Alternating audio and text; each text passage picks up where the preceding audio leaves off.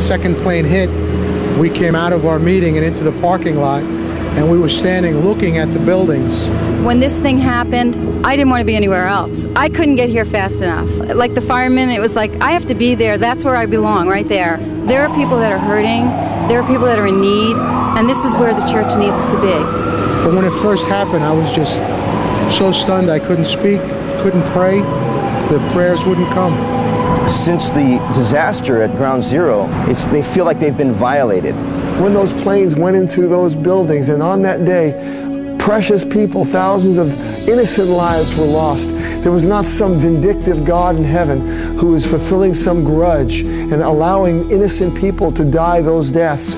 But it was a heart of God that was broken that day, and God was saying, you know, I am not in this, but I'm going to use this. I'm going to work in your lives after this.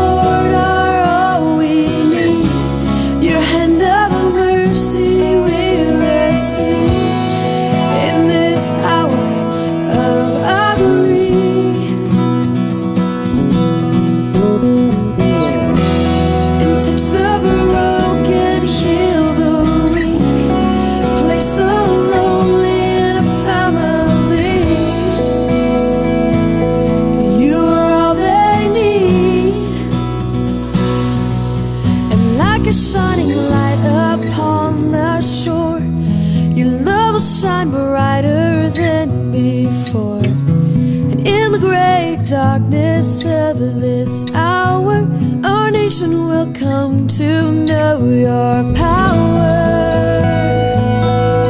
Let them know your power.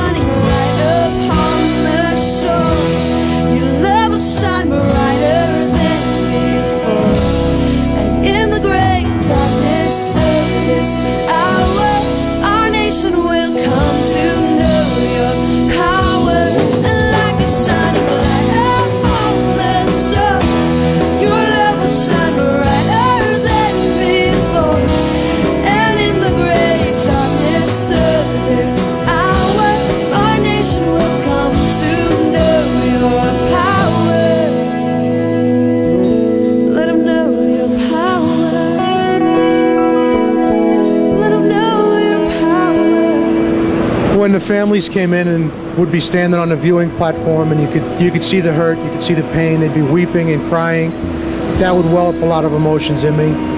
And probably the most difficult thing for me to deal with would be when they'd carry out the bodies. They would drape a body in a sled with a flag. All work in the area would stop. All the armed services that are down here would stand at attention, saluting. Everyone would remove their hard hats and just stand. It was a solemn reverence that took over the whole scene. From an area of destruction came what would be a church service at any church. Gruff construction men, foul-mouthed, rough guys, standing crying, heads bowed, hands folded. You knew that it was touching hearts. You know, you would walk through here and you would have to, I would wear my mask just to keep the smell out. It was so strong. The second week, I now know the smell of death. I never knew the smell of death before. The body bags they were bringing out were basically about 2 feet 2.5 feet long. That was the biggest bag that they were carrying. I met a man who was in the fire department for 38 years, and he had 2 sons who were both in the fire department, and they had taken the day off that day. He was so upset because his sons wouldn't come off the pile. They were in there, they had already been in there probably 2 days straight, and they would not take a break because they had sent in men to work for them, and those men were in the rubble. I just think there's so much emotion that many of us have had stored up in our hearts ever since that day. Many of us, of course, have wept and cried as we've seen scenes, but coming here, seeing the level, the scope of the devastation, which is astronomical, seeing the individuals who are faithful sentries, who are just around this site, police officers and firefighters and utility people and regular business people, people just trying to make a living. People are saying, you know what, I still live here. I still work here. This is my city. This is my home. I have to keep my home. And we just wanted to come and undergird them.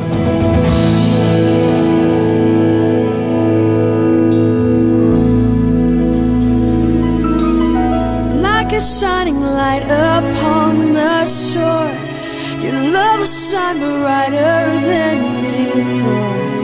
And in the great darkness of this hour, our nation will come to know your power. And like a shining light upon the shore, your love will shine brighter than before. And in the great darkness of this hour, our nation will come to know your power. Know your power. And like a shining light upon the shore, your love will shine brighter than before.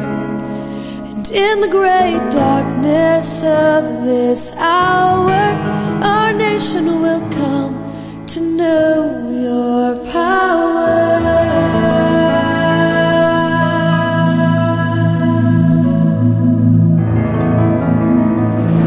They're coming in beat, tired, cold. We're just making meals. But these guys are out there at ground zero, having to unearth bodies, body parts. It doesn't matter what you do. It doesn't matter who you are. I got Mia Farrow here, famous movie star, in this tent right now. But she takes the time out of her busy schedule, you know, and comes down here and cuts potatoes just like anyone else.